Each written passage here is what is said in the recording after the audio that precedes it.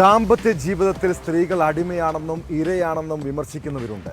അതിനാൽ തന്നെ വിവാഹത്തോട് എതിർപ്പ്, ലിവിങ് ടുഗദറാണ് അതിനുള്ള പരിഹാരമെന്നൊക്കെ പുരോഗമന കാഴ്ചപ്പാടുള്ള ചെറുപ്പക്കാർ പറയുന്നത് കേൾക്കാം. കുടുംബത്തിൻ്റെ കെട്ടുപാടിൽ നിന്ന് രക്ഷപ്പെട്ട് പുതിയ സൗഹൃദങ്ങൾ തേടിപ്പോകുന്നവരും അവിടെ സ്വതന്ത്രമായ ജീവിതം സ്വപ്നം കാണുന്നവരുമുണ്ട്. എന്നാൽ ദാമ്പത്യത്തിലെ നിയമപരിരക്ഷ പോലും സ്ത്രീകൾക്ക് ലിവിങ് ടുഗദർ റിലേഷനിൽ കിട്ടാറുണ്ടോ? വിവാഹേതര ബന്ധങ്ങളിലും പെൺകുട്ടികളും യുവതികളുമാണ് ഇരകളാകപ്പെടുന്നത്. സ്വന്തം ഭർത്താവിനെ ഉപേക്ഷിച്ച് ആൺസുഹൃത്തിനൊപ്പം ജീവിക്കാൻ ഇറങ്ങിത്തിരിക്കുന്ന സ്ത്രീകൾക്ക് സംഭവിക്കുന്ന ദുർഗതി ആരെങ്കിലും തിരിച്ചറിയാറുണ്ടോ? തിരുവനന്തപുരം ആറ്റിങ്ങലിലെ ലോഡ്ജിൽ യുവതിയെ ദുരൂഹ സാഹചര്യത്തിൽ മരിച്ച നിലയിൽ കണ്ടെത്തിയ കേസിൽ ആൺസുഹൃത്തിലേക്കാണ് സംശയമുന നീളുന്നത്. എന്താണ് കഴിഞ്ഞ രാത്രി ആ ലോഡ്ജിൽ സംഭവിച്ചത്? വിശദമായി പരിശോധിക്കുകയാണ് പോലീസ് പട്രോൾ. സ്വാഗതം.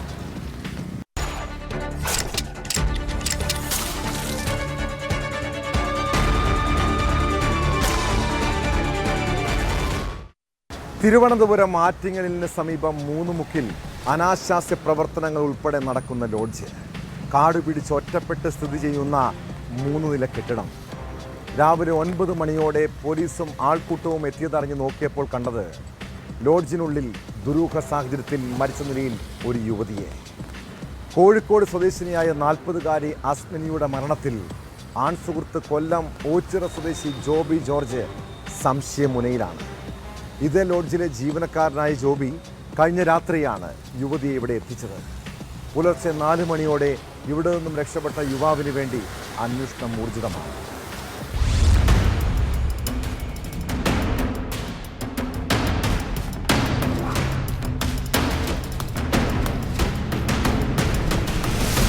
ഒരാഴ്ച മുൻപ് ലോഡ്ജിൽ പുതുതായി ജോലിക്കെത്തിയ കായംകുളം സ്വദേശി ജോബി ജോർജ് തന്റെ ഭാര്യയെന്ന് പരിചയപ്പെടുത്തിയാണ് അസ്മിനയെ ചൊവ്വാഴ്ച രാത്രി 9 മണിയോടെ ലോഡ്ജിലെത്തിച്ചത്. ലോഡ്ജിൽ ജോലിക്ക് കയറിയ സമയത്ത് ഇയാൾ ആധാർ കാർഡോ മറ്റു വിവരങ്ങളോ നൽകിയിരുന്നില്ല. അതുമായി ഭാര്യ വരുമെന്നാണ് ലോഡ്ജിൽ പറഞ്ഞിരുന്നത്. പുലർച്ചെ 4 മണിയോടെ ജോബി ലോഡ്ജിൽ നിന്ന് ആരോടും പറയാതെ പുറത്തേക്ക് പോയി. രാവിലെ സംശയം തോന്നിയ മറ്റു ജീവനക്കാർ പോലീസിനെ വിവരമറിയിക്കുകയായിരുന്നു. പോലീസ് എത്തി മുറിയിൽ കയറി നോക്കുമ്പോഴാണ് യുവതിയെ കട്ടിലിൽ മരിച്ച നിലയിൽ കണ്ടെത്തിയത്. പോലീസ് സ്റ്റാഫ്, ഈ ലോഡ്ജിലെ സ്റ്റാഫ് വന്ന മുറി തുറക്കാത്തതെന്ന് നോക്കുമ്പോൾ അവർക്ക് സംശയം തോന്നിയാണ് പോലീസിനെ വിളിച്ചത്. പോലീസ് വന്നിട്ടാണ് മുറി തുറന്നപ്പോൾ ഒരു സ്ത്രീ മരിച്ചു കിടക്കുന്നതാണ് കണ്ടത്. സ്ത്രീക്ക് പരിക്കുണ്ട്. അപ്പോൾ ഇവിടെ കൂടെ താമസിച്ചിരുന്ന ഒരു യുവാവ് ആണ് കൂടെ താമസിച്ചിരുന്നത്. ആ യുവാവ് രാവിലെ തന്നെ ഇവിടെ നിന്ന് പോയതായിട്ടാണ് അറിയാൻ കഴിഞ്ഞത്. ബാക്കി കൂടുതൽ അന്വേഷണത്തിൽ നടക്കുള്ളൂ. പോസ്റ്റ്മോർട്ടം നടപടികൾ നാളെ നടക്കുന്നതാണ്. ആയതിനെ സംബന്ധിച്ച് ഈ സംശയമുള്ള ആളിനെയും മറ്റും പോലീസ് അന്വേഷിക്കുന്നുണ്ട്. തലയ്ക്കും ചെറിയ മുറിവുകളുണ്ട്. മരണകാരണം ഏതാണെന്ന് നാളെ പോസ്റ്റ്മോർട്ടം പരിശോധന കഴിഞ്ഞാൽ അറിയാൻ പറ്റും. യുവാവ് ഇവിടെ സ്റ്റാഫായിട്ട് ജോലി ചെയ്യുന്ന യുവാവാണ്. യുവാവിനെ അന്വേഷിക്കുന്നുണ്ട്, തിരിച്ചറിഞ്ഞിട്ടുണ്ട്. അയാൾ കായംകുളം ഭാഗത്ത് താമസിക്കുന്നതായിട്ടാണ് മനസ്സിലാക്കാൻ കഴിഞ്ഞത്.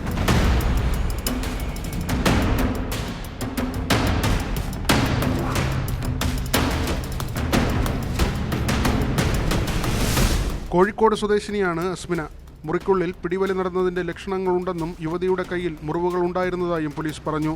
മുറിക്കുള്ളിൽ നിന്ന് പൊട്ടിയ മദ്യക്കുപ്പിയുടെ ഭാഗങ്ങളും കണ്ടെത്തിയിട്ടുണ്ട്. ജോബി ലോഡ്ജിൽ നിന്ന് പുറത്തേക്ക് പോകുന്നത് CCTV ദൃശ്യങ്ങളിലുണ്ട്. ഇയാളുടെ മൊബൈൽ ഫോൺ സ്വിച്ച് ഓഫ് ആണ്. സംഭവത്തിൽ ആറ്റിങ്ങൽ പോലീസ് അന്വേഷണം ആരംഭിച്ചു. ഡോഗ് സ്ക്വാഡും ഫോറൻസിക് വിദഗ്ധരും സ്ഥലത്ത് പരിശോധന നടത്തി തെളിവുകൾ ശേഖരിച്ചു. പോസ്റ്റ്മോർട്ടത്തിലെ കൂടുതൽ കാര്യങ്ങൾ വ്യക്തമാകൂ എന്ന് പോലീസ് അറിയിച്ചു.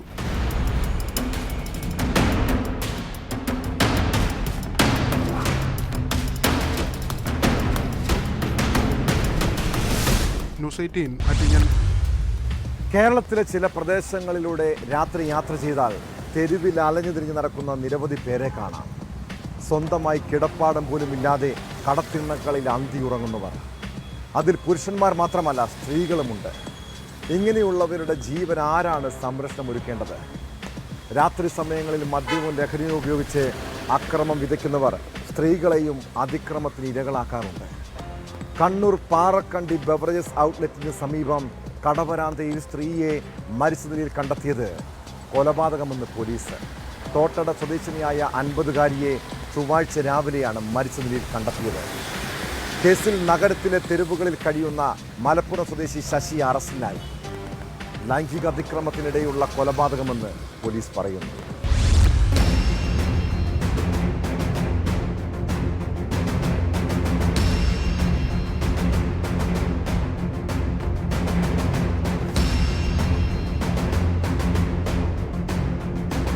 ലൈംഗിക അതിക്രമത്തിനിടെ തലയ്ക്കുള്ളിൽ പരിക്കേറ്റതാണ് മരണകാരണം. പുറമേ മുറിവുകളില്ലെങ്കിലും ഇൻക്വസ്റ്റ് നടപടിയിൽ പോലീസിന് അസ്വാഭാവികത തോന്നിയിരുന്നു. പോസ്റ്റ്മോർട്ടം റിപ്പോർട്ടിലാണ് ആന്തരിക അവയവത്തിന് ക്ഷതമേറ്റത് കണ്ടെത്തിയത്. മദ്യലഹരിയിലാണ് പ്രതി ശശി ലൈംഗിക അതിക്രമം നടത്തിയത്. സ്ത്രീ ബോധരഹിതയായിട്ടും പ്രതിക്ക് മനസ്സിലായില്ലെന്ന് പോലീസ് പറയുന്നു. പുറംലോകവുമായി അധികം ബന്ധമില്ലാത്ത ഇയാൾ പോലീസ് പിടിയിലായപ്പോഴാണ് സ്ത്രീ മരിച്ചതറിഞ്ഞത്.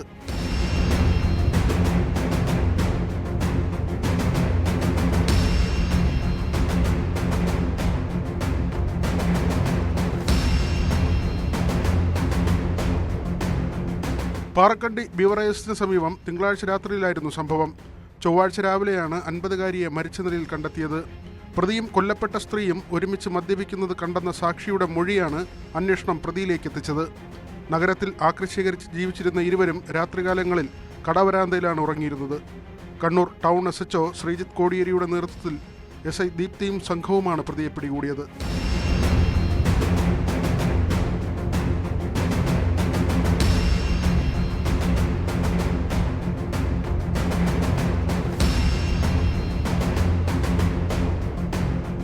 ന്യൂസ് 18 കണ്ണൂർ. ആ ദിവസം നടന്ന സംഭവത്തെക്കുറിച്ച് ഓർത്തെടുക്കാൻ കഴിയുന്നില്ല. സുഹൃത്തിനെ പട്ടിക കൊണ്ടടിച്ചതും അയാൾ കുഴഞ്ഞു വീണതും മനസ്സിലുണ്ട്. എന്നാൽ മരിക്കുമെന്ന് കരുതിയില്ല. എന്തിനാണ് ആക്രമിച്ചതെന്നും ഓർമ്മയില്ല. കൊല്ലം കടക്കലിൽ മദ്യലഹരിയിൽ സുഹൃത്തിനെ കൊലപ്പെടുത്തിയ ശേഷം ഒളിവിൽ പോയ പ്രതിയെ പിടികൂടിയെങ്കിലും പോലീസിന് ഉത്തരം കിട്ടാത്ത ചോദ്യങ്ങൾ പലതുമുണ്ട്. തൃക്കണ്ണാപുരം സ്വദേശി ശശിയെ കൊലപ്പെടുത്തിയ കേസിൽ രാജുവിനെ കിളിമാനൂരിൽ ഒളിവിൽ കഴിയുമ്പോഴാണ് പോലീസ് പിടികൂടിയത്. കോടതിയിൽ ഹാജരാക്കിയ പ്രതിയെ റിമാൻഡ് ചെയ്തു.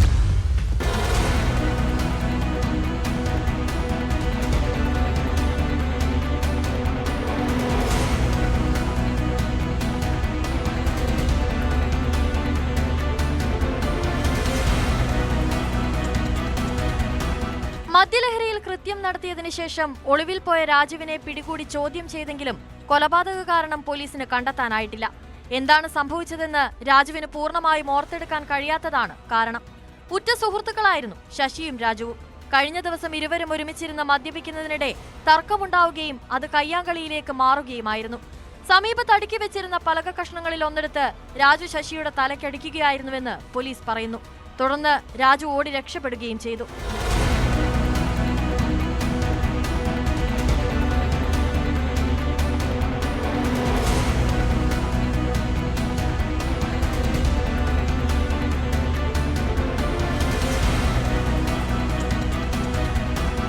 ആക്രമണശേഷം രക്തം വാർന്നു കിടന്ന ശശിയെ ഉടൻ കടക്കൽ താലൂക്ക് ആശുപത്രിയിലും പിന്നീട് തിരുവനന്തപുരം മെഡിക്കൽ കോളേജിലും എത്തിച്ചെങ്കിലും ജീവൻ രക്ഷിക്കാനായില്ല. മദ്യപാനത്തെ തുടർന്നുള്ള തർക്കമായിരുന്നു കൊലപാതക കാരണമെന്നാണ് നാട്ടുകാർ പോലീസിന് മൊഴി നൽകിയത്. രാജുവിന്റെ സുഹൃത്തിൽ നിന്ന് ലഭിച്ച നിർണായക വിവരങ്ങളാണ് പ്രതിയെ പിടികൂടാൻ പോലീസിനെ സഹായിച്ചത്. കിളിമാനൂർ ചെങ്കിക്കുന്നിൽ ഒളിവിൽ കഴിഞ്ഞിരുന്ന രാജുവിനെ കടക്കൽ സിയുടെ നേതൃത്വത്തിലാണ് പിടികൂടിയത്. കോടതിയിൽ ഹാജരാക്കിയ പ്രതിയെ റിമാൻഡ് ചെയ്തു. വിശദമായ ചോദ്യം ചെയ്യലിനും തെളിവെടുപ്പിനുമായി പ്രതിയെ കസ്റ്റഡിയിൽ വാങ്ങുമെന്ന് കടക്കൽ പോലീസ് അറിയിച്ചു.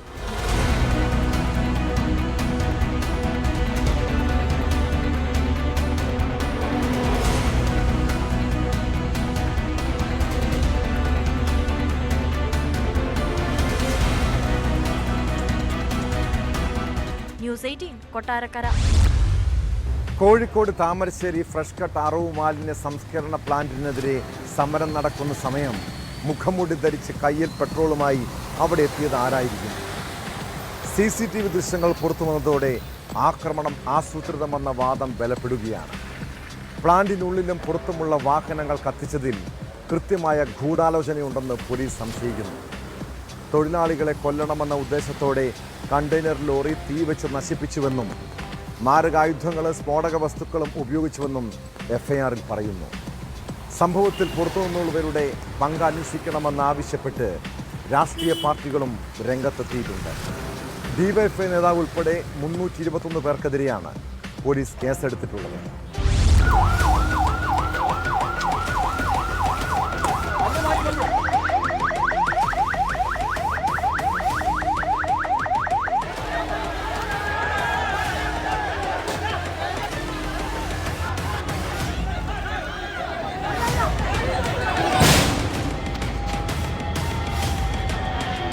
പ്ലാന്റ് പ്രവർത്തനം ആരംഭിച്ച സമയം മുതൽ സ്ഥാപനത്തിനെതിരെ സമരം നടക്കുന്നുവെങ്കിലും ഇത്തരമൊരു പ്രകോപനം നാട്ടുകാരിൽ നിന്നും ഉണ്ടായിട്ടില്ലെന്ന് ഉടമകൾ പറയുന്നു. താൽക്കാലിക പ്രകോപനത്തിന് അപ്പുറം സ്ഥാപനം പൂർണ്ണമായി നശിപ്പിക്കുകയായിരുന്നു ആക്രമികളുടെ ലക്ഷ്യം. പിന്നിൽ വലിയ ആസൂത്രണം നടന്നിട്ടുണ്ട്. പോലീസിനെ പേടിയില്ലാത്ത സംഘമാണ് പിന്നിൽ.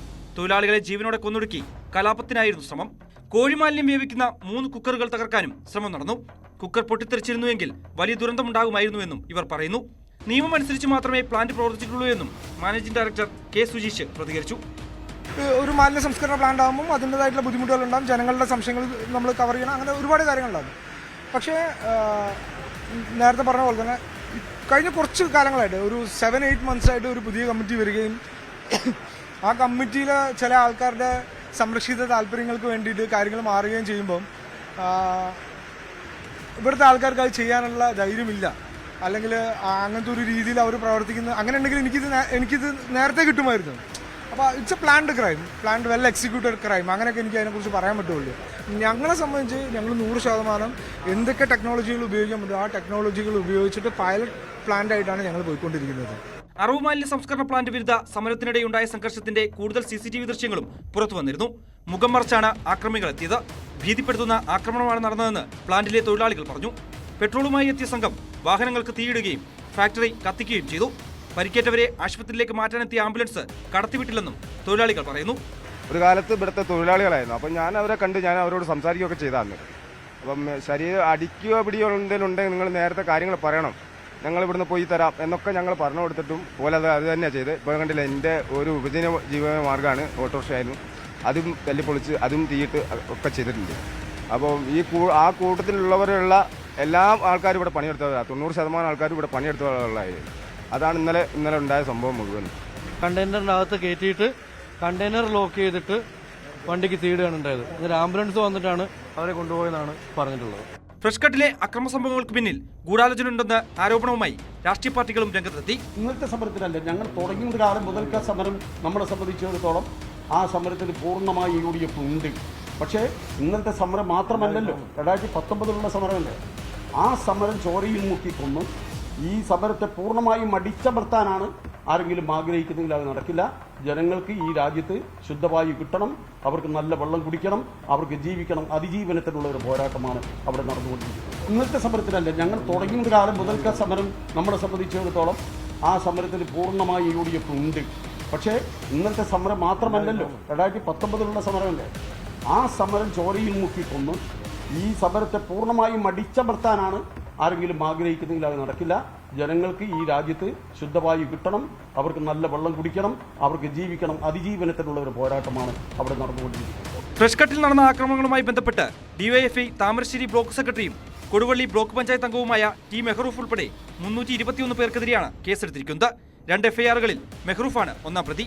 കലാപം, വഴിതടയൽ, അന്യായമായി സംഘം ചേരൽ തുടങ്ങിയ വകുപ്പുകളാണ് ചുമത്തിയിരിക്കുന്നത്. പ്രതികളെ പിടികൂടാൻ പോലീസ് വ്യാപക തെരച്ചിലാണ് നടത്തുന്നത്. കണ്ണൂർ റേഞ്ച് DIG സ്ഥലത്ത് ക്യാമ്പ് ചെയ്യുന്നുണ്ട്. ചൊവ്വാഴ്ച രാവിലെ മുതൽ പ്ലാന്റിന് മുന്നിൽ നടന്ന ഉപരോധ സമരമാണ് രാത്രിയോടെ സംഘർഷത്തിൽ കലാശിച്ചത്. കോഴിക്കോട് റൂറൽ SP ഉൾപ്പെടെ 16 പോലീസുകാർക്കും നിരവധി നാട്ടുകാർക്കും പരിക്കേറ്റിരുന്നു. പ്രതികൾക്കായുള്ള തെരച്ചിൽ ഊർജിതമാക്കിയതോടെ സമരസമിതി നേതാക്കളടക്കം ഒളിവിലാണ്.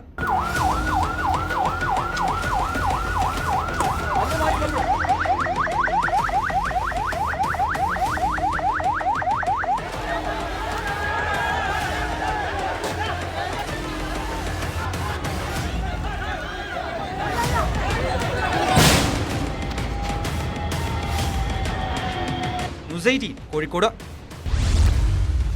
കർണാടകയിലും തമിഴ്നാട്ടിലുമൊക്കെ കൊടും കുറ്റവാളികളെയും ലഹരി മാഫിയ സംഘത്തിൽപ്പെട്ടവരെയും പോലീസ് വെടിവെച്ച് പിടികൂടുന്ന സംഭവങ്ങളെക്കുറിച്ച് നമ്മൾ കേട്ടിട്ടുണ്ട്. എന്നാൽ കന്നുകാലി കടത്തിൻ്റെ പേരിൽ പോലും അതിക്രമം കാട്ടുന്ന പോലീസുകാരുണ്ട് കർണാടകയിൽ. കേരള അതിർത്തിയിലെ ഈശ്വരമംഗലയിലാണ് അനധികൃത കന്നുകാലി കടത്ത് ആരോപിച്ച് മലയാളിയായ ഡ്രൈവർക്ക് നേരെ പോലീസ് വെടിയുതിർത്തത്. കന്നുകാലികളുമായി പോയ ലോറി ഡ്രൈവർ കാസർഗോഡ് സ്വദേശി അബ്ദുള്ളയ്ക്ക് കാലിന് വെടിയേറ്റു. ഇയാളെ മംഗളൂരുവിലെ ആശുപത്രിയിൽ പ്രവേശിപ്പിച്ചിട്ടുണ്ട്. കൂടെ ഉണ്ടായിരുന്നയാൾ ഓടി രക്ഷപ്പെട്ടതായി പോലീസ് പറയുന്നു.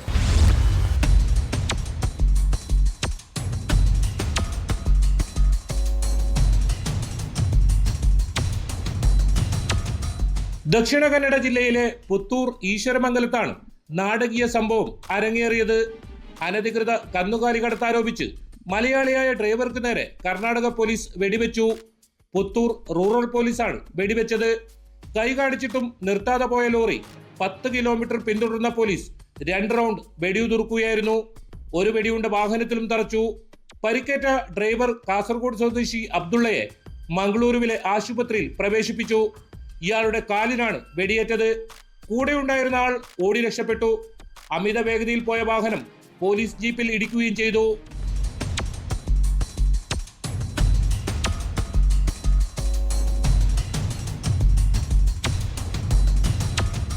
കർണാടകയിൽ നിന്ന് കേരളത്തിലേക്ക് 10ഓളം കന്നുകാലികളെ കടത്തിക്കൊണ്ടുവരികയായിരുന്നു ഇയാൾ.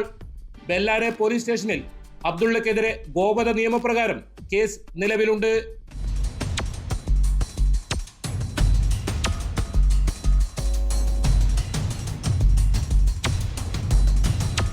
ന്യൂസ് 18 മംഗളൂരു. കൊല്ലം പത്തനാപുരത്തെ SIയുടെ വാട്സാപ്പിൽ നിന്ന് രാവിലെ സുഹൃത്തുക്കൾക്കും പരിചയക്കാർക്കും സന്ദേശം. അടിയന്തരമായി 35,000 രൂപ വേണം, 2 മണിക്കൂറിനുള്ളിൽ തിരിച്ചു തരാം. നാട്ടിലെ SI അല്ലേ ചോദിച്ചത്, കൊടുക്കാതിരുന്നാൽ പണിയാകുമോ? എങ്കിലും സംശയം തോന്നിയ ചിലർ SI ഫൈസലിനെ ബന്ധപ്പെട്ടു. അപ്പോഴാണ് തൻ്റെ ഫേസ്ബുക്ക് വാട്സാപ്പ് അക്കൗണ്ടുകൾ ഹാക്ക് ചെയ്തതായി ഫൈസൽ അറിയുന്നത്.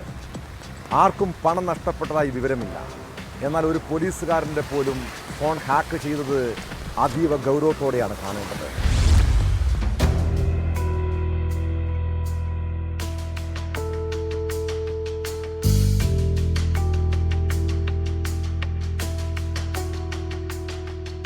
രാവിലെ 11 മണിയോടുകൂടിയാണ് പത്തനാപുരം പോലീസ് സ്റ്റേഷനിലെ SI ഫൈസലിന്റെ ഫേസ്ബുക്ക് വാട്സപ്പ് അക്കൗണ്ടുകളിൽ നിന്ന് സുഹൃത്തുക്കൾക്ക് സന്ദേശമെത്തിയത്.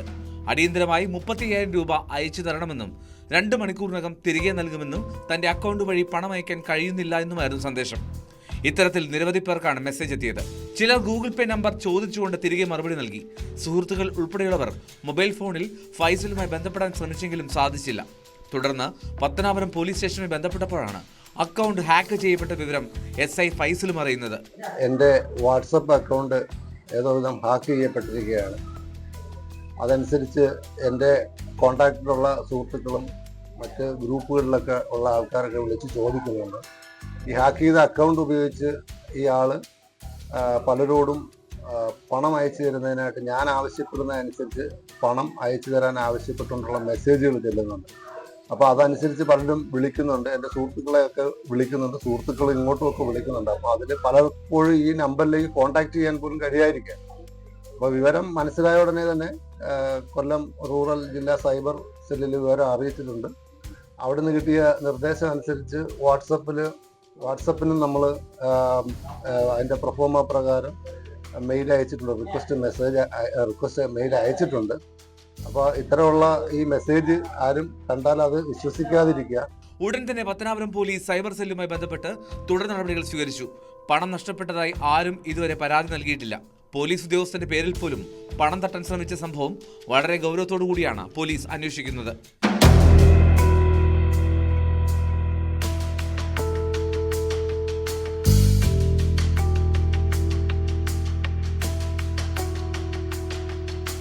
ന്യൂസ് 18 പുനലൂർ.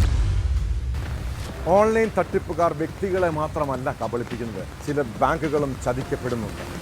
കൊച്ചിയിലെ ഫെഡറൽ ബാങ്കിൽ നിന്ന് 27 കോടി രൂപ തട്ടിയെടുത്തത് അതിവിദഗ്ധമായിട്ടാണ്. ബാങ്കിൻ്റെ ആപ്പ് വഴി ലോണുകൾ തരപ്പെടുത്തിയായിരുന്നു തട്ടിപ്പ്. അതിനായി അക്കൗണ്ട് ഉടമകളുടെ വിവരങ്ങൾ ശേഖരിച്ച് വ്യാജ പാൻ കാർഡ് ഉണ്ടാക്കും. പിന്നീട് ലോണിന് അപേക്ഷിച്ച് വൻതുക സ്വന്തമാക്കുന്നതാണ് രീതി. 2023 എറണാകുളം സെൻട്രൽ പോലീസ് രജിസ്റ്റർ ചെയ്ത കേസിൽ പ്രതി പിടിയിലായി. തട്ടിപ്പിൻ്റെ മുഖ്യ സൂത്രധാരൻ ഷിറാജുൽ ഇസ്ലാമിനെ ക്രൈംബ്രാഞ്ച് അസമിൽ നിന്നാണ് അറസ്റ്റ് ചെയ്തത്. ഇതിന് പിന്നിൽ വൻ സംഘമുണ്ടെന്നാണ് ക്രൈംബ്രാഞ്ച് കണ്ടെത്തൽ.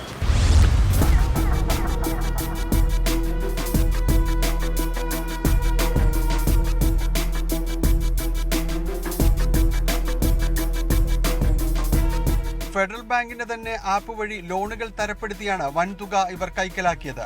ഇതിനായി ആദ്യം മികച്ച സിബിൽ സ്കോറുള്ള ആളുകളുടെ വ്യക്തിഗത വിവരങ്ങളടക്കം ചോർത്തും.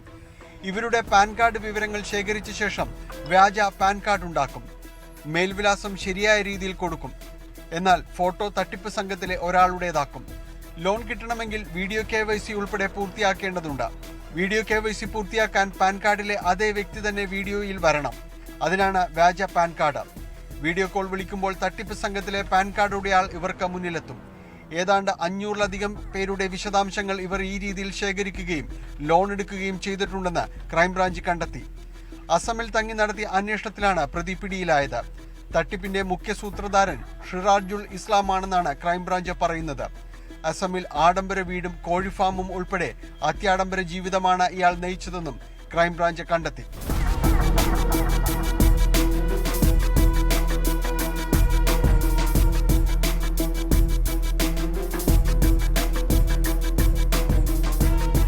എറണാകുളം CJM കോടതിയിൽ ഹാജരാക്കിയ ഷിറാജുൽ ഇസ്ലാമിനെ റിമാൻഡ് ചെയ്തു. വൈകാതെ ഇയാൾക്കായി കസ്റ്റഡി അപേക്ഷ നൽകും. ചോദ്യം ചെയ്യലിൽ ഇയാളുടെ സംഘാംഗങ്ങളെക്കുറിച്ച് കൂടുതൽ വിവരങ്ങൾ ലഭിക്കുമെന്നാണ് പ്രതീക്ഷ. Crime branch Ernakulam range SP Rajesh N IPS, DYSP Roy V എന്നിവരുടെ നേതൃത്വത്തിൽ detective inspector Rajkumar V, sub inspector Manoj Kumar TD, sub inspector Jijimon Thomas, civil police officer Jomon P Joy എന്നിവരടങ്ങുന്ന സംഘത്തിന്റെ നേതൃത്വത്തിലാണ് അന്വേഷണം നടത്തിയത്. 2023 കൊച്ചി സെൻട്രൽ പോലീസ് രജിസ്റ്റർ ചെയ്ത കേസിലാണ് പ്രതി പിടിയിലായിട്ടുള്ളത്. തട്ടിപ്പിന്റെ വ്യാപ്തി കണക്കിലെടുത്ത് ക്രൈംബ്രാഞ്ച് അന്വേഷണം ഏറ്റെടുക്കുകയായിരുന്നു. അന്വേഷണത്തിൽ അസം കേന്ദ്രീകരിച്ചാണ് തട്ടിപ്പ് നടന്നിരുന്നതായി കണ്ടെത്തിയത്.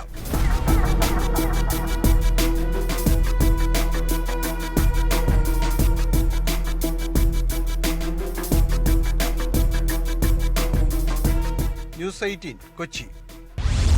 കമ്മ്യൂണിസ്റ്റുകാർ വളരെ വിശാല കാഴ്ചപ്പാടും എല്ലാ മതങ്ങളെയും മനുഷ്യരെയും ഒരുപോലെ കാണുന്നവരുമെന്നൊക്കെയാണ് പൊതുവെ പറയുന്നത്. എന്നാൽ സ്വന്തം മക്കളുടെ കാര്യത്തിലേക്ക് വരുമ്പോൾ ഈ കമ്മ്യൂണിസമൊക്കെ വീടിന് പുറത്തു നിർത്തും. കാസർഗോഡ് ഉദുമയിൽ വീട്ടുതടങ്കലിലാണെന്ന യുവതിയുടെ വെളിപ്പെടുത്തലോടെയാണ് CPM നേതാവിൻ്റെ തനി സ്വഭാവം മനസ്സിലായത്. കഴിഞ്ഞ ദിവസം സ്വന്തം പിതാവിനും കുടുംബത്തിനുമെതിരെ ഗുരുതര ആരോപണങ്ങളാണ് യുവതി ഉയർത്തിയത്. പിന്നാലെ വിശദീകരണവുമായി CPM പ്രാദേശിക നേതാവായ PV ഭാസ്കരൻ രംഗത്തെത്തി. മകളുടെ വീഡിയോ സന്ദേശം പുറത്തായതിന് പിന്നിൽ ഗൂഢാലോചനയുണ്ടെന്നും മകളുടെ ഇൻഷുറൻസ് തുക തട്ടിയെടുക്കാനാണ് ഇതര മതസ്ഥനായ യുവാവിൻ്റെ ശ്രമമെന്നുമാണ് ആരോപണം. അതിനിടെ സംഭവത്തിൽ യുവതി ഔദ്യോഗികമായി പരാതി നൽകിയിട്ടില്ലെന്നും ജില്ലാ പോലീസ് മേധാവി പറഞ്ഞു. നരകതുല്യമായാണ് ഞാനിവിടെ ജീവിക്കുന്നത്. ഇവിടെ നിന്നും എന്നെ എങ്ങനെയെങ്കിലും രക്ഷപ്പെടുത്തണം. പ്രായപൂർത്തിയായ ഒരു പെൺകുട്ടിയാണ്. എന്നെ സ്വതന്ത്രമായി ജീവിക്കാൻ ഇവിടെ അർഹതയില്ല എനിക്ക്. മുസ്ലിം വിരോധം മൂത്ത് ഇവരെന്നെ തന്നെ കൊല്ലുമെന്ന നിലയിലാണ് എൻ്റെ വീട്ടുകാരുള്ളത്. ഞാൻ കഴിഞ്ഞ ദിവസം ഒരു പോലീസ് സൂപ്രണ്ടിന് പരാതി കൊടുത്തിരുന്നു. ഇതുവരെയും അതിന് മുകളിൽ നടപടിയൊന്നും ആയിട്ടില്ല.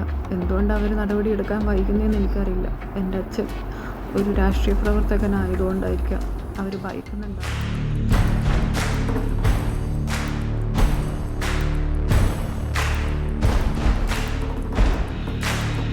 വീട്ടുതടങ്കിലാണെന്ന ഉദുമയിലെ സംഗീത എന്ന യുവതിയുടെ വെളിപ്പെടുത്തലിൽ വിശദീകരണവുമായി കുടുംബം രംഗത്തെത്തി. മികച്ച ചികിത്സയാണ് മകൾക്ക് നൽകിയതെന്നും ഇതര മതസ്ഥനായ യുവാവുമായുള്ള വിവാഹബന്ധം എതിർത്തത് ഇയാൾക്ക് ഭാര്യയും മക്കളും ഉള്ളതിനാലാണെന്നും പിതാവും CPM നേതാവുമായ PV ഭാസ്കരൻ പറഞ്ഞു.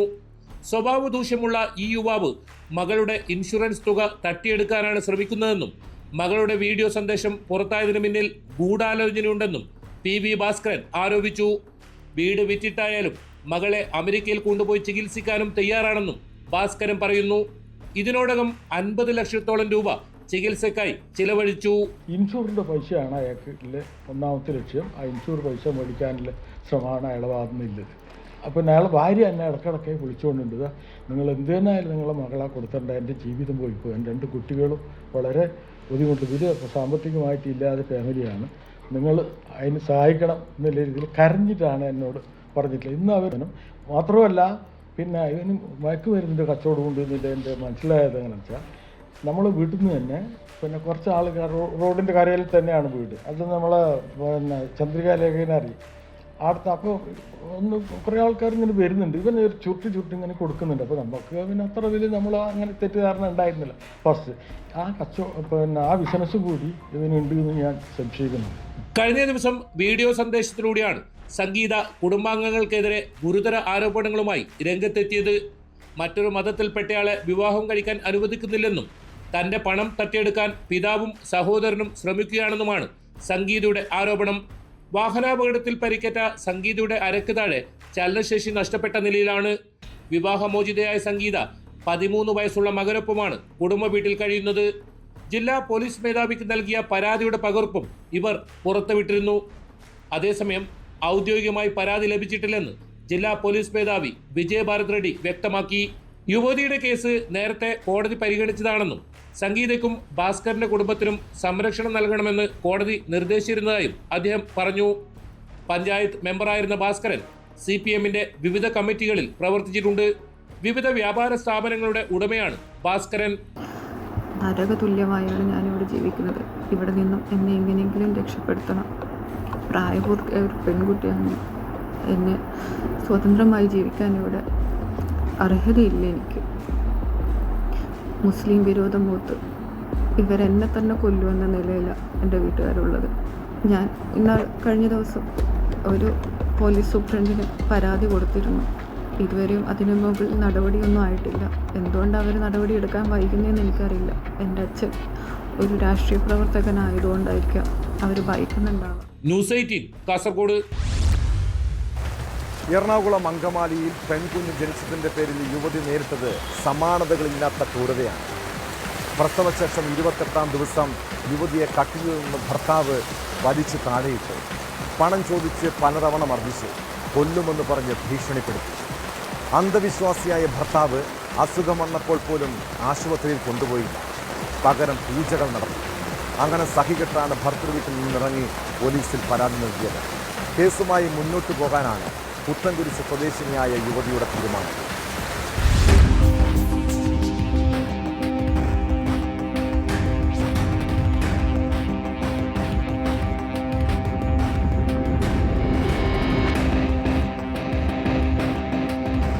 പെൺകുഞ്ഞ് ജനിച്ചതിൻ്റെ പേരിൽ ക്രൂരമായ മർദ്ദനത്തിനിരയായിരിക്കുകയാണ് എറണാകുളം പുത്തൻകുരിശ് സ്വദേശിനിയായ യുവതിയും കുടുംബവും ഇപ്പോൾ ഭർത്താവ് ഗിരീഷിനെതിരെ പരാതിയുമായി രംഗത്തെത്തിയിരിക്കുക. നിരന്തര പീഡനമാണ് പെൺകുഞ്ഞ് ജനിച്ചതുമായി ബന്ധപ്പെട്ട്. അത് നിരന്തരം ആരോപിച്ച് പെൺകുഞ്ഞായിപ്പോയത് കൊണ്ട് എന്നുള്ള കാരണം പറഞ്ഞു തന്നെ ആ സ്ത്രീയെ മർദ്ദിക്കുന്നത് നിരന്തരമായിരിക്കുകയാണ്. പല തവണയായി കുടുംബം ക്ഷമിക്കാൻ ശ്രമിക്കുന്നുണ്ട്. പക്ഷേ അതൊക്കെയും ഫലവത്തായില്ല എന്ന് വേണം പറയാൻ. വിവാഹം കഴിഞ്ഞ നാളുകളിലൊക്കെ പ്രശ്നങ്ങളൊന്നും ഉണ്ടായിരുന്നില്ല എന്ന് യുവതി പറയുന്നുണ്ട്. അതേസമയം ജനിച്ചത് പെൺകുട്ടിയായതുകൊണ്ട്, അതായത് ആൺകുഞ്ഞിനെ ആയിരുന്നു തനിക്ക് വേണ്ടിയിരുന്നത്, പെൺകുഞ്ഞായിപ്പോയതുകൊണ്ട് ഈ ചിലവുകളേറെയാണ്, അത് പറ്റില്ല, ആ ചിലവുകളൊക്കെ ഈ യുവതിയുടെ വീട്ടിൽ നിന്ന് വാങ്ങണം എന്ന് തന്നെയാണ് ഈ ഭർത്താവ് നിഷ്കർഷിക്കുന്നത്. പലതവണയായി സ്ത്രീധനത്തിൻ്റെ പേരിൽ മർദ്ദനമായി. പിന്നീട് അതുമാത്രമല്ല, ഈ യുവതി അപസ്മാരത്തിന് ചികിത്സയിലിരിക്കുന്ന യുവതിയാണ്. ഫിറ്റ്സ് വരുമ്പോഴൊക്കെ ആശുപത്രിയിൽ കൊണ്ടുപോകുന്ന സാഹചര്യമുണ്ട്. ആശുപത്രിയിൽ കൊണ്ടുപോകുമ്പോഴൊക്കെയും അതിൽ നിന്ന് ചിലവാകുന്ന പൈസ വീട്ടുകാരുടെ കയ്യിൽ നിന്നും ഈടാക്കുന്ന രീതിയാണ് ഭർത്താവ് ഗിരീഷിൻ്റേത്. എന്തായാലും അങ്കമാലി സ്വദേശി ആയ ഗിരീഷിനെതിരെ, ഭർത്താവിനെതിരെ പെൺകുട്ടിയുടെ വീട്ടുകാരും പരാതിയുമായി രംഗത്തെത്തിയിരിക്കുകയാണ്. അതിക്രൂര മർദ്ദനമാണ് തൻ്റെ നേരെ ഭർത്താവ് അതിക്രൂര മർദ്ദനത്തിനാണ് തന്നെ ഇരയാക്കിയിരിക്കുന്നതെന്ന് പെൺകുട്ടി ആവർത്തിച്ച് പറയുന്നു. അയാൾ എന്നെ വടിയും കൊണ്ട് അടിക്കും. തലയുടെ ഇവിടെ സ്റ്റിച്ച് ഉണ്ടായിരുന്നു. ആ സ്റ്റിച്ചിട്ട് തല ചോര ഒഴിച്ച് ആശുപത്രിയിലൊക്കെ ആയിട്ട് ആയിരുന്നു. അതിൻ്റെ ബില്ലുണ്ടായിരുന്നു, അതെല്ലാം കത്തിച്ച് കളഞ്ഞു. പെൺകുട്ടി ജോലിക്ക് പോയിക്കോട്ടെ എന്ന് ചോദിക്കുന്ന സാഹചര്യമുണ്ട്. അതായത് BAയും TTCയും ഉള്ള പെൺകുട്ടിയാണ്. എന്തെങ്കിലും ജോലി ചെയ്യണമെന്ന് ആഗ്രഹിക്കുന്നുണ്ട് താനെന്ന് പറഞ്ഞപ്പോഴും ഈ പെൺകുട്ടിക്ക് പറ്റിയ ജോലി വേശ്യാവൃത്തിയാണെന്ന് ഭർത്താവ് പറയുന്നത് അങ്ങേയറ്റം മാനസിക ബുദ്ധിമുട്ട് തനിക്ക് ഉണ്ടാക്കിയെന്നും പെൺകുട്ടി പറയുന്നു. എനിക്ക് ജോലിക്ക് പോകണമെന്നൊക്കെ ആഗ്രഹം പറയുന്നു. അപ്പോൾ ഞാൻ പറയുന്നത് എനിക്ക് വേശ്യാപ്പണിക്ക് പോണതാണ് ഇതായിട്ടുള്ളതെന്നൊക്കെ പറഞ്ഞ് എന്നെ അസഭ്യവാക്യങ്ങളും മറ്റുമൊക്കെ പറഞ്ഞ് ഇതാവും. അപ്പം അതുതന്നെ എനിക്ക് ഭയങ്കരമായിട്ട് വിഷമമൊക്കെ ആവാറുണ്ട്. അതിനുശേഷവും പെൺകുട്ടിക്ക് പീരീഡ്സ് വൈകിയപ്പോൾ വീണ്ടും ഗർഭിണി ആവുകയാണോ എന്ന് ചോദിച്ച് ഭർത്താവ് വീണ്ടും പെൺകുട്ടിയെ മർദ്ദിക്കുന്ന സാഹചര്യവും നിരന്തരം ഉണ്ടായിട്ടുണ്ടെന്ന് പെൺകുട്ടിയുടെ വീട്ടുകാരും സാക്ഷ്യപ്പെടുത്തുന്നുണ്ട്. നമ്മൾ 14-ാം തീയതി പിന്നെ ചെന്ന് കഴിഞ്ഞപ്പോൾ അതിന് മുമ്പ് രണ്ടാമത് പീരീഡ്സ് ആയില്ല. എല്ലാ മാസം പീരീഡ്സ് ആവണമാണ്. ആ പീരീഡ്സിന് ചിലപ്പോൾ ലേറ്റ് ആയിട്ടാണ് ആവാറ്. കഴിഞ്ഞ മാസം കുറച്ച് ലേറ്റ് ആയിട്ടാണ്, ഈ മാസം പീരീഡ്സ് ആയില്ല. അപ്പോൾ എന്താണ് ഈ പീരീഡ്സ് ആവാത്ത, എന്താണ് പീരീഡ്സ് ആവാത്തത് വയറുമ്പോൾ പിടിച്ച് അടിവയറ്റിലിട്ട് അതൊക്കെ ഏത് അച്ഛനും അമ്മയും സഹിക്കണേ. പലതവണയായി നിരന്തര പീഡനത്തിനിരയായ ശേഷമാണ് പെൺകുട്ടിയും വീട്ടുകാരും പോലീസിൽ പരാതി നൽകിയതും. എന്തായാലും അങ്കമാലി പോലീസ് ഇതുമായി ബന്ധപ്പെട്ടുള്ള അന്വേഷണം ആരംഭിച്ചിട്ടുണ്ട്. ഭർത്താവ് ഗിരീഷിനെ വിളിച്ച് മൊഴിയെടുത്തിട്ടുണ്ട്. എന്തായാലും ഗിരീഷ് നിലവിൽ സ്ഥലത്തില്ല, ഒളിവിലാണ് എന്നുള്ള വിവരമാണ് ലഭിക്കുന്നത്. എന്നിരുന്നാലും കേസുമായി മുന്നോട്ട് പോവുക തന്നെയാണ് കുടുംബത്തിന്റെ തീരുമാനം.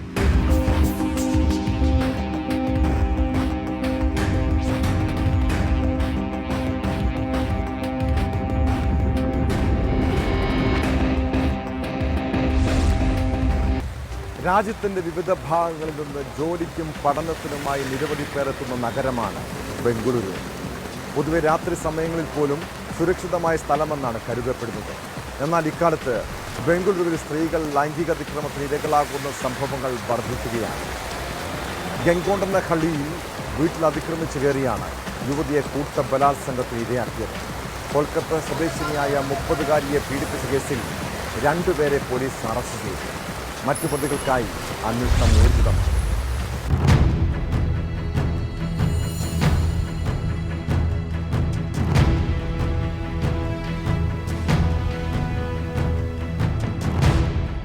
സലൂൺ ജീവനക്കാരിയായ കൊൽക്കത്ത സ്വദേശിനിയാണ് 3 പേർ ചേർന്ന് ബലാത്സംഗം ചെയ്തത്. ചൊവ്വാഴ്ച രാത്രിയായിരുന്നു സംഭവം. വീട്ടിൽ അതിക്രമിച്ചു കയറിയ 5-അംഗ സംഘം യുവതിയെ ഭീഷണിപ്പെടുത്തുകയും പണവും ആഭരണങ്ങളും നൽകാൻ ആവശ്യപ്പെടുകയുമായിരുന്നു. യുവതി വിസമ്മതിച്ചതോടെ സംഘത്തിലെ 3 പേർ ചേർന്ന് ആക്രമിക്കുകയും ബലാത്സംഗത്തിന് ഇരയാക്കുകയും ചെയ്തു. മറ്റ് 2 പേർ ഈ സമയം കാവൽ നിന്നു. യുവതിയിൽ നിന്ന് വിവരമറിഞ്ഞ പോലീസ് സ്ഥലത്തെത്തി ഇവരെ പിടികൂടുകയായിരുന്നു. മുഖ്യപ്രതികളായ 3 പേരും ഓടി രക്ഷപ്പെട്ടു. ഇവർക്കായി തെരച്ചിൽ ഊർജിതമാക്കിയിട്ടുണ്ട്.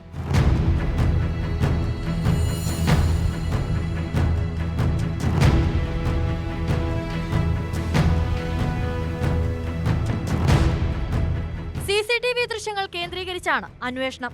യുവതിയെ വിദഗ്ധ ചികിത്സയ്ക്കായി ആശുപത്രിയിലേക്ക് മാറ്റി. ഇവിടെ വാടകയ്ക്ക് താമസിച്ചു വരികയായിരുന്നു യുവതി.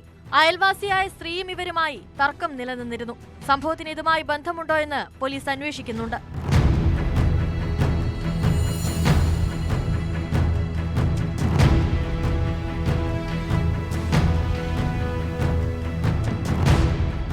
ന്യൂസ് 18 ബംഗളൂരു.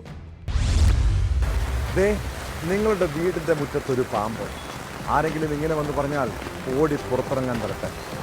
നിങ്ങളുടെ വീട്ടിൽ ഒരു അപരിചിതൻ എത്തിയാൽ തനിച്ചാണെങ്കിൽ സൂക്ഷിക്കണം കേട്ടോ.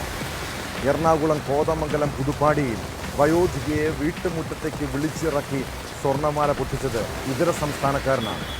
വീടിന് സമീപം പാമ്പിനെ കണ്ടുവെന്ന് പറഞ്ഞെത്തിയാണ് പശ്ചിമ ബംഗാൾ സ്വദേശി ഹസ്മത്ത് കവർച്ച നടത്തിയത്. ആക്രമണത്തിൽ പരിക്കേറ്റ പുതുപ്പാടി സ്വദേശിനി ഏലിയാമ ആശുപത്രിയിൽ ചികിത്സയിലാണ്. കേസിൽ പ്രതി ഹസ്മത്തിനെ കോതമംഗലം പോലീസ് അറസ്റ്റ് ചെയ്തു.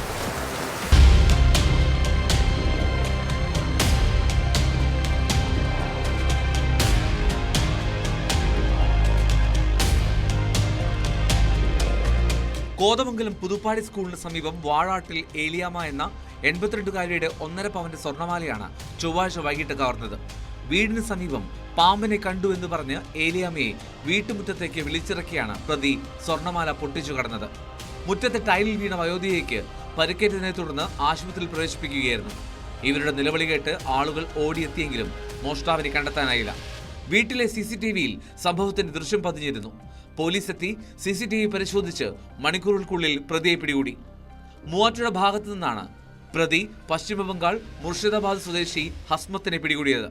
ഇയാളെ പോലീസ് സംഭവ സ്ഥലത്തെത്തിച്ച് തെളിവെടുത്തു.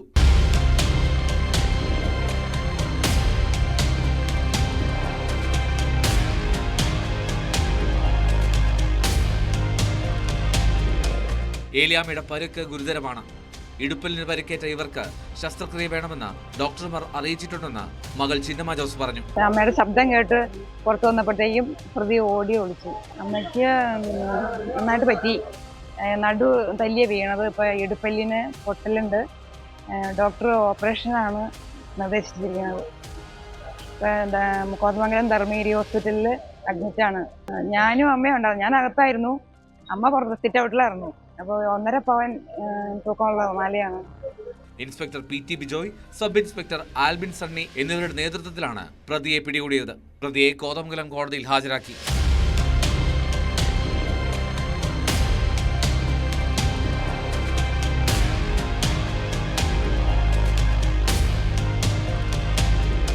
ന്യൂസ് 18 കോതമംഗലം. ശബരിമല സ്വർണ്ണക്കൊള്ളയിൽ പ്രത്യേക അന്വേഷണ സംഘം പരമാവധി തെളിവുകളും രേഖകളും പിടിച്ചെടുക്കുകയാണ്. അതിനുശേഷം ഗൂഢാലോചനക്കാരെ ഒന്നൊന്നായി പൂട്ടണം. സ്വർണ്ണപ്പാളി വിവാദത്തിൽ കൂടുതൽ ദേവസ്വം ബോർഡ് രേഖകൾ പിടിച്ചെടുത്തു. ഉണ്ണികൃഷ്ണൻ പോറ്റിയുടെ സാമ്പത്തിക ഇടപാടുകളെക്കുറിച്ച് സഹായി അനന്തസുബ്രഹ്മണ്യം ക്രൈംബ്രാഞ്ച് സംഘത്തിന് മൊഴി നൽകിയതായും സൂചനയുണ്ട്. അതിനിടെ ഇടക്കാല വിധിയിലെ പരാമർശം നീക്കാൻ Travancore Devaswom board president T S. Prasanth ഹൈക്കോടതിയെ സമീപിക്കും. സ്വർണ്ണപ്പാളികൾ കൊണ്ടുപോകാൻ നിലവിലെ പ്രസിഡന്റ് നിർദ്ദേശിച്ചുവെന്ന കോടതിയുടെ പരാമർശം സർക്കാരിനെയും ദേവസ്വം ബോർഡിനെയും പ്രതിരോധത്തിലാക്കിയിരുന്നു.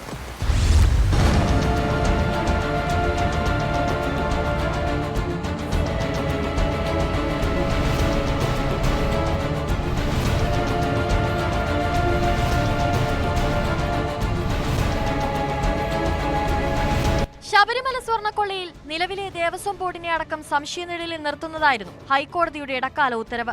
സംഭവത്തിലെ ഗൂഢാലോചനയടക്കം അന്വേഷിക്കണമെന്ന് കോടതി നിർദ്ദേശിച്ചിരുന്നു. കോടതിയുടെ വിമർശനത്തിന്റെ പശ്ചാത്തലത്തിൽ ദേവസ്വം ബോർഡ് പിരിച്ചുവിടണമെന്നാണ് പ്രതിപക്ഷത്തിന്റെ ആവശ്യം.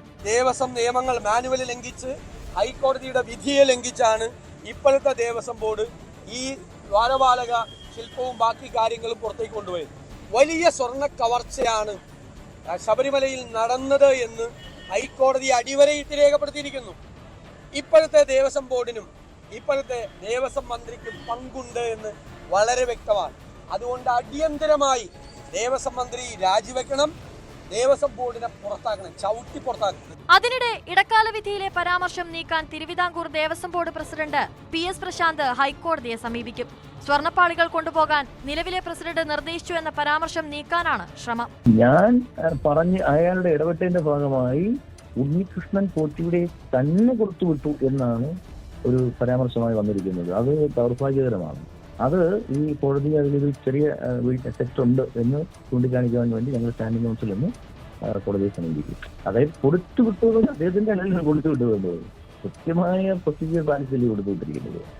ഈ 4 ഉത്തരവുകളും ഉണ്ണികൃഷ്ണൻ പോറ്റിയെയോ അദ്ദേഹത്തിന്റെ സഹായികളെയോ അല്ലെങ്കിൽ മറ്റേതെങ്കിലും ഉദ്യോഗസ്ഥ ബന്ധത്തെയോ സഹായിക്കുന്ന ഒരു വരിയോ ഒരു വാക്കോ അതിലുണ്ടോ എന്ന് പരിശോധിക്കും. അത് ഞങ്ങൾ കോടതിയെ ബോധ്യപ്പെട്ടു. ഞങ്ങൾ സ്റ്റാൻഡിംഗ് കൗൺസിൽ വഴി 2019 സ്വർണ്ണപ്പാളികളും കട്ടിളയും കൈമാറാൻ തീരുമാനിച്ച ദേവസ്വം മിനിറ്റ്സ് ബുക്ക് SIT പിടിച്ചെടുത്തു. രേഖകൾ കൈമാറുന്നതിൽ ബോർഡിന് വൈമുഖ്യമുണ്ടെന്നും നിരവധി തവണ ആവശ്യപ്പെടുമ്പോഴാണ് രേഖകൾ കൈമാറിയതെന്നും SIT വ്യക്തമാക്കുന്നു. കവർച്ച മറയ്ക്കാൻ ഇപ്പോഴത്തെ ബോർഡും ശ്രമിച്ചെന്ന നിഗമനത്തിലേക്ക് കോടതി എത്തിയതോടെ ദേവസ്വവും സർക്കാരും പ്രതിരോധത്തിലാണ്. ദ്വാരപാലക ശില്പങ്ങളിലും കട്ടിളപ്പാളികളിലും മാത്രമായി അന്വേഷണം ഒതുക്കരുതെന്നും പിന്നിലുള്ള വൻ ഗൂഢാലോചന പുറത്തു കൊണ്ടുവരണമെന്നും കോടതി നിർദ്ദേശിച്ചതോടെ അന്വേഷണം ഊർജിതമാക്കുകയാണ് SIT. കസ്റ്റഡിയിലുള്ള ഉണ്ണികൃഷ്ണൻ പോറ്റിയുടെ ചോദ്യം ചെയ്യലും തുടരുകയാണ്. ഈ മാസം 30 വരെയാണ് ഉണ്ണികൃഷ്ണൻ പോറ്റിയുടെ കസ്റ്റഡി കാലാവധി. അതിനിടെ ഉണ്ണികൃഷ്ണൻ പോറ്റിയുടെ സാമ്പത്തിക ഇടപാടുകളെക്കുറിച്ച് സഹായി അനന്തസുബ്രഹ്മണ്യം പ്രത്യേക അന്വേഷണ സംഘത്തിന് മൊഴി നൽകിയതായും സൂചനയുണ്ട്. കേസിൽ പ്രതി ചേർത്ത ഉദ്യോഗസ്ഥരുടെ ചോദ്യം ചെയ്യലും വരും ദിവസങ്ങളിൽ നടക്കും.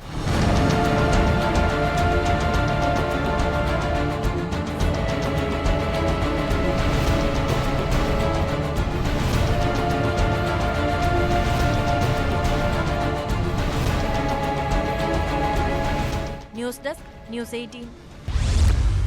മലപ്പുറത്ത് ബുള്ളറ്റ് ബൈക്കിൽ നിന്ന് ബാറ്ററി അഴിച്ചെടുത്ത് പട്ടാപ്പകൽ അതിവിദഗ്ധ മോഷണം. കുറ്റിപ്പുറം ടൗണിൽ കടയ്ക്ക് മുന്നിൽ വെച്ചിരുന്ന ബൈക്കിൽ നിന്നാണ് യുവാവ് ബാറ്ററി അഴിച്ചെടുത്തത്. മോഷ്ടാവിൻ്റെയും അയാൾ സഞ്ചരിച്ച ബൈക്കിൻ്റെയും ദൃശ്യങ്ങൾ CCTV ക്യാമറയിൽ പതിഞ്ഞു. ബൈക്കുടമ പോലീസിൽ പരാതി നൽകിയിട്ടുണ്ട്. യുവാവ് സഞ്ചരിച്ച വാഹനത്തിൻ്റെ നമ്പർ വ്യാജമെന്നാണ് സംശയം.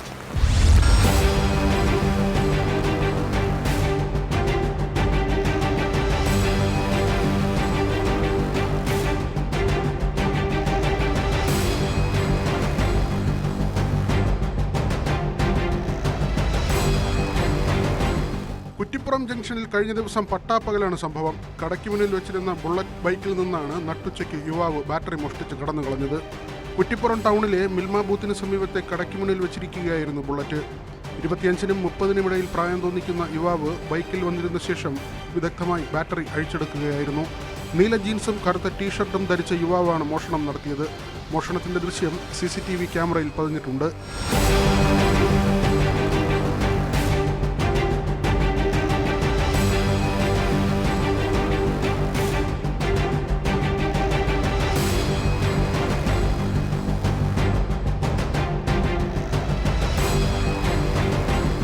KL 57J 747 നമ്പറിലുള്ള ബുള്ളറ്റിൽ നിന്നാണ് ബാറ്ററി മോഷ്ടിക്കപ്പെട്ടത്. മോഷ്ടിച്ച ബാറ്ററി മോഷ്ടാവ് താൻ സഞ്ചരിച്ച ബൈക്കിന്റെ ടാങ്ക് കവറിൽ വെച്ച ശേഷം ബൈക്ക് എടുത്ത് പോവുകയും ചെയ്തു. KL 55-ൽ 5039 നമ്പറിലുള്ള ഹീറോ ഗ്ലാമർ ബൈക്കിലാണ് മോഷ്ടാവ് രക്ഷപ്പെട്ടത്. ഈ നമ്പർ വ്യാജമാണോ എന്ന് പോലീസ് സംശയിക്കുന്നുണ്ട്.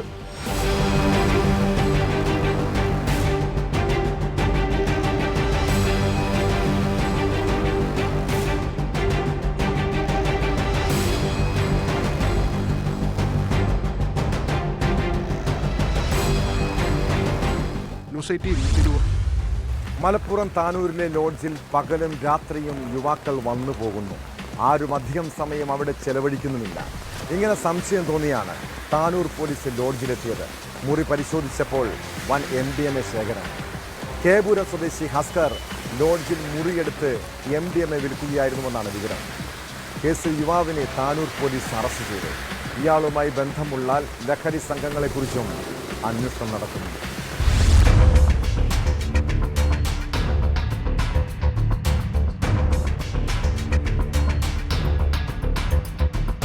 താനൂരിൽ സ്വകാര്യ ലോഡ്ജിൽ മുറിയെടുത്ത് താമസിച്ച് ലഹരി വിൽപ്പന നടത്തുന്നതിനിടയിലാണ് താനൂർ സ്വദേശിയായ യുവാവിനെ പോലീസ് അറസ്റ്റ് ചെയ്തത്. താനൂർ കെപുരം താമരക്കുളം സ്വദേശി ചെറുപുരക്കൽ ഹസ്കർ എന്ന 37-കാരനെയാണ് താനൂർ പോലീസ് പിടികൂടിയത്. ഇയാളിൽ നിന്ന് 2.58 ഗ്രാം MDMAയും പിടിച്ചെടുത്തു.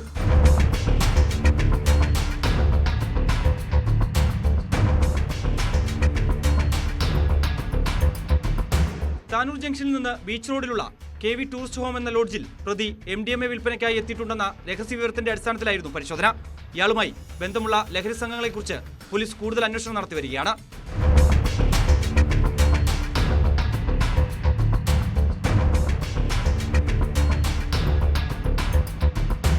ന്യൂസ് 18 തിരൂർ.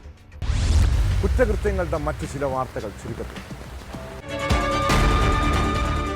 പെരുമ്പാവൂരിൽ ജോലി ചെയ്തിരുന്ന പെട്രോൾ പമ്പിൽ നിന്ന് പണവുമായി മുങ്ങിയ 2 പേരെ പോലീസ് അറസ്റ്റ് ചെയ്തു. ഒഡീഷ സ്വദേശികളായ ബിഷ്ണു നായിക്, സാമുവൽ നായിക് എന്നിവരാണ് പിടിയിലായത്. അല്ലപ്രയിലെ ഡയമണ്ട് ഫ്യൂവൽസ് എന്ന പെട്രോൾ പമ്പിൽ നിന്ന് കഴിഞ്ഞ 12-ാം തീയതിയിലെ കളക്ഷൻ തുകയായ 55,500 രൂപയുമായാണ് പ്രതികൾ മുങ്ങിയത്. മൈസൂരുവിൽ അന്ധവിശ്വാസം ചോദ്യം ചെയ്ത ഭാര്യയെ ഭർത്താവ് തലക്കടിച്ചു കൊന്ന കുഴൽക്കിണറിലിട്ട് മൂടി. ചിക്കമംഗളൂരു സ്വദേശിയായ വിജയാണ് ഭാര്യ ഭാരതിയെ കൊലപ്പെടുത്തിയത്. വിജയെയും മാതാപിതാക്കളെയും പോലീസ് അറസ്റ്റ് ചെയ്തു. 2 ആഴ്ച മുൻപ് കോഴിക്കോട് താമരശ്ശേരിയിൽ നിന്ന് 2 +1 വിദ്യാർത്ഥികളെ കാണാതായ സംഭവം ആശങ്കപ്പെടുത്തുന്നതാണ്. അവർ തിരിച്ച് നാട്ടിലെത്തിയപ്പോൾ ബംഗളൂരുവിൽ പോയി എന്ന് മാത്രമാണ് ആദ്യം പറഞ്ഞത്. എന്നാൽ തുടർച്ചയായുള്ള കൗൺസിലിംഗിൽ ഇതിലൊരു കുട്ടിക്ക് ഓൺലൈൻ വാതുവെപ്പിൽ 2.5 ലക്ഷം രൂപ നഷ്ടപ്പെട്ടതായി കണ്ടെത്തി. ഇതേക്കുറിച്ച് പോലീസ് അന്വേഷണം നടത്തുമ്പോൾ താമരശ്ശേരിയിൽ വീണ്ടും സമാന സംഭവം ആവർത്തിക്കുന്നു. വിശദമായി അന്വേഷിച്ചപ്പോഴാണ് കോഴിക്കോട് ജില്ല കേന്ദ്രീകരിച്ചുള്ള ഓൺലൈൻ വാതുവെപ്പ് സംഘത്തെക്കുറിച്ച് സൂചന ലഭിച്ചത്. ഇതിൻ്റെ ഇരകളെല്ലാം വിദ്യാർത്ഥികളാണ്. വാതുവെപ്പിൽ പണം നഷ്ടപ്പെട്ടതോടെ ഭീഷണി കാരണം പലരും നാടുവിട്ടെന്നാണ് വിവരം. കുട്ടികൾക്ക് വാതുവെപ്പ് നടത്താൻ എവിടെ നിന്ന് പണം കിട്ടി? പിന്നിൽ ലഹരി മാഫിയയുടെ ഇടപെടലുണ്ടോ? പോലീസ് അതീവ ഗൗരവമായി അന്വേഷിക്കേണ്ട സംഭവങ്ങളാണിത്. മക്കളുടെ മേൽ മാതാപിതാക്കളുടെ ശ്രദ്ധയില്ലെങ്കിൽ കുട്ടികളുടെ ജീവിതം അപകടത്തിലാകാം. ഇതോടെ പോലീസ് പെട്രോൾ പൂർണ്ണമാവും. നമസ്കാരം.